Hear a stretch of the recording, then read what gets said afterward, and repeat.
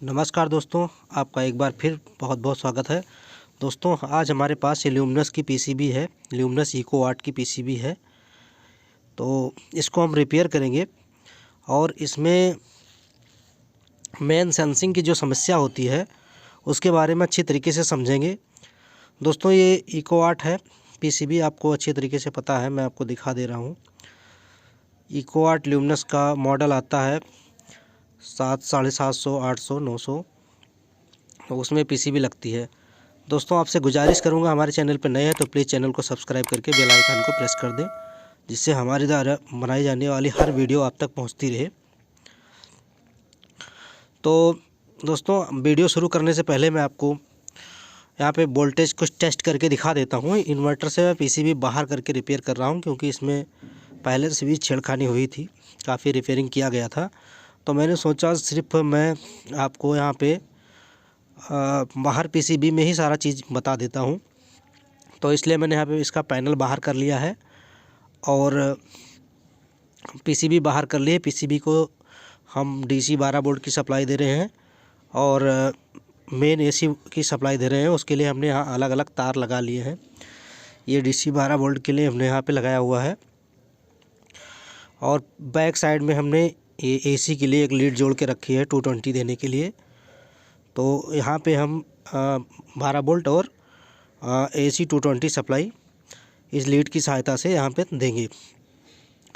जब बिजली आती है तो मेन सेंस हमारा इन्वर्टर नहीं करता, कभी कभी ये प्रॉब्लम आती है, फॉल्ट देखने को मिलती है। तो उसको अगर इस तरीके की फ़ॉल्ट आएगी तो उसे हमें कैसे रिपेयर करना है, इसके बारे में अच्छी तरीके से इस वीडियो को अगर हम लास्ट तक देखेंगे तो अच्छी तरीके से समझ जाएंगे, ये मेरा दावा है।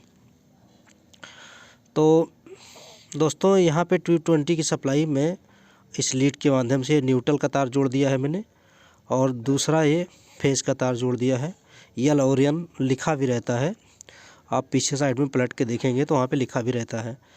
तो ये दोनों तार हमने यहाँ पे सोल्डर कर दिया है और उसके बाद ये आपको मैं दिखा दे रहा हूँ, यहाँ से एक रेजिस्टेंस लगी है और एक इधर से रेजिस्टेंस लगी है।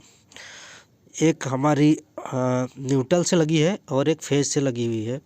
ये पीसीबी है, मैं दूसरी पीसीबी आपको दिखाने की कोशिश करता हूँ, क्योंकि रिपेयरिंग उसमें काफ़ी ज़्यादा हुई है और थोड़ा क्लियर नहीं आ रहा है।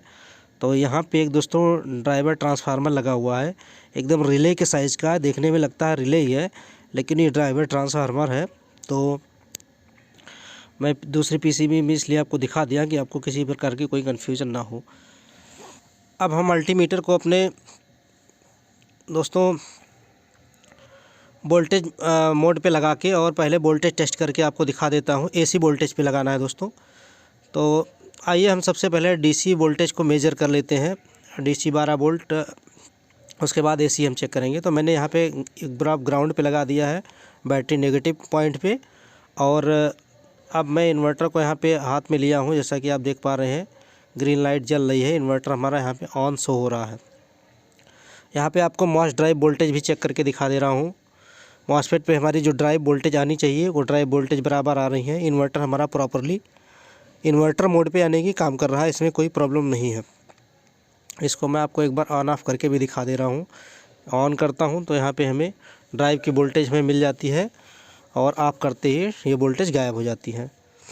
तो ये इन्वर्टिंग मोड पे हमारा सेट 100% ओके है।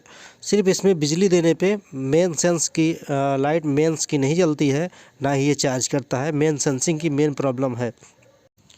तो इस सप्लाई चेक करने के बाद दोस्तों, अब हम इसको एसी मोड पे लगा ले रहे हैं मल्टीमीटर को, और ये 220 की जो सप्लाई हमारी यहाँ इन होती है, इससे एक यल से और एक एन से, यानी कि एक फेस से और एक न्यूट्रल से दो रेजिस्टेंस लगी है 100 के की। एक न्यूट्रल पे लगी है और एक फेज़ पे लगी है। तो ये R10 और R11 है, दोनों 100 के की रजिस्टर है। दोनों ये रजिस्टर हमें सबसे पहले चेक कर लेना होगा। इसको चेक करने के लिए दोस्तों हमें क्या करना है, पहले न्यूट्रल पे बराबर रखेंगे और फेस वाली रजिस्टर को चेक कर लेंगे, वहाँ 110 वोल्ट की लगभग सप्लाई होनी चाहिए। फिर उसके बाद फेस पे रखेंगे और न्यूट्रल वाली को चेक कर लेंगे। अब ये दोनों सप्लाई दोस्तों, यहाँ पे हमें जो हमारा ड्राइवर ट्रांसफार्मर लगा है, यहाँ पे लगभग 3 से 3.5 वोल्ट के आसपास वोल्टेज हमें यहाँ 220 कंडीशन पे मिलनी चाहिए। तो यहाँ पे दोस्तों हमें 240 वोल्टेज के आसपास हमारी सप्लाई है, इसलिए यहाँ पे 4 वोल्ट के लगभग मिल रहा है। और ये लगभग 3 से 3.5 वोल्टेज के आसपास ये आउटपुट भी ये ड्राइवर ट्रांसफार्मर हमें यहाँ से दे रहा है। तो ड्राइवर ट्रांसफार्मर दोस्तों हमारा 100% यहाँ पे ओके है। अब इसके बाद हम दोस्तों यहाँ पे पीसीबी थोड़ा सा जूम करके दिखा देते हैं। एक साइड यहाँ पे हम ड्राइवर ट्रांसफार्मर है, उस ड्राइवर ट्रांसफार्मर की एक पिन पे दोस्तों हम यहाँ पे अपने मल्टीमीटर का प्रोब रख रहे हैं। और उसके बाद दूसरे पिन पे दोस्तों यहाँ पे हम जो एक रजिस्टर लग के सप्लाई आई हुई है, इस सप्लाई को हम चेक कर रहे हैं। 3 वोल्ट की सप्लाई दोस्तों ये रजिस्टर के द्वारा यहाँ पे आई हुई है। तो दोस्तों यहाँ पे एक रजिस्टर लगी है R5 जो कि 22K की रजिस्टर है। दोस्तों यहाँ 22K की रजिस्टर पे हम सप्लाई चेक करेंगे और ये 22K की रजिस्टर सीधे हमारे जो एक NPN ट्रांजिस्टर Q32 लगा हुआ है, Q32 आप नोट कर सकते हैं।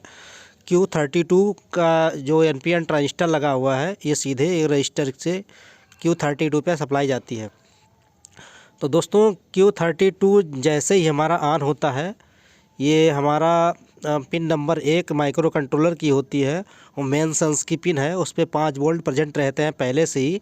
जैसे ही ये Q32 ऑन होता है वैसे वहाँ पे सप्लाई ड्रॉप कर जाती है, लगभग 3 वोल्ट के आसपास हो जाती है।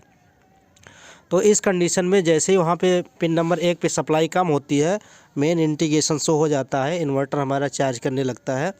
दोस्तों यहाँ पे मैं आपको जूम करके अच्छे से नहीं दिखा पा रहा हूँ क्योंकि अकेले काम करना थोड़ा मुश्किल हो रहा है, लेकिन मैं आपको ट्रांजिस्टर और रजिस्टर का नंबर बता दे रहा हूँ, आप वहाँ पे जाके चेक कर लेंगे। माइक्रो कंट्रोलर की पिन नंबर 1 IC पे दोस्तों 5 वोल्ट हमेशा प्रेजेंट रहती है और ये ट्रांजिस्टर जो है हमारा ग्राउंड से लगा है, यानी नेगेटिव से लगा है।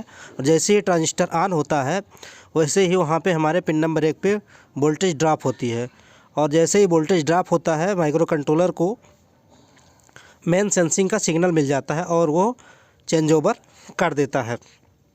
ये रजिस्टर मैं आपको यहाँ पे चेक करके दिखा दे रहा हूँ। Q32 से ये रजिस्टर लग के सीधा हमारी जो माइक्रो कंट्रोलर IC है उसके पिन नंबर 1 पे ये आया हुआ है। और एक रजिस्टर दोस्तों यहाँ पे माइक्रो कंट्रोलर पे लगी हुई है पहले से ही, जो कि 5 वोल्ट सप्लाई से कनेक्टेड है। तो इसलिए वहाँ पे हमें पहले से ही 5 वोल्ट सप्लाई प्रेजेंट मिलती है। बाद में जैसे ही हम मेन सप्लाई देते हैं हमारा Q32 ऑन होता है, क्योंकि वो नेगेटिव से जुड़ा हुआ है, ग्राउंड से जुड़ा हुआ है। तो जैसे ही वो Q32 ऑन होगा वहाँ पे हमारी सप्लाई कम हो जाएगी। जैसा कि यहाँ पे मैं आपको दिखा दे रहा हूँ चेक करके DC वोल्टेज पे। माइक्रो कंट्रोलर की पिन नंबर 1 पे दोस्तों हमें 5 वोल्ट की सप्लाई प्रेजेंट मिलती है। यहाँ पे मैं आपको दिखा दे रहा हूँ 5 वोल्ट की सप्लाई पहले से हमारे माइक्रो कंट्रोलर पे प्रेजेंट है। लेकिन जैसे हमने मेन यहाँ पे दिया वैसे ये सप्लाई 3 वोल्ट के लगभग ड्रॉप करके हो गई। तो जैसे ही हमारा ट्रांजिस्टर ग्राउंड से जुड़ा हुआ है, ये जैसे ही ऑन होता है 3 वोल्ट की सप्लाई हो जाती है और मेंस और यहाँ के चार्जिंग का इंडिकेशन हमें शो हो जाता है। इन्वर्टर हमारा चार्जिंग मोड में आ जाता है और मेंस का चेंज ओवर हो जाता है।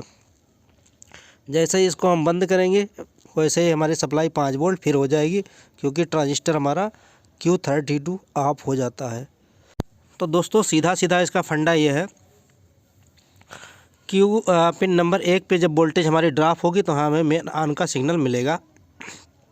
जैसे ये पूरी वोल्टेज मिलेंगे वैसे ही हमारा मेन ऑफ हो जाएगा और इन्वर्टर ऑन हो जाएगा। तो दोस्तों आशा उम्मीद है कि आप वीडियो को अच्छे तरीके से देखकर समझ पाए होंगे। कोई कन्फ्यूजन होगी तो उसे क्लियर कर सकते हैं। हमारा व्हाट्सअप नंबर आपको दिया गया है।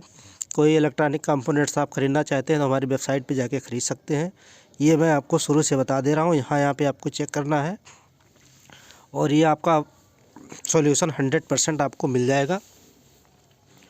सारी टेस्टिंग आपको अच्छे से कर लेनी है।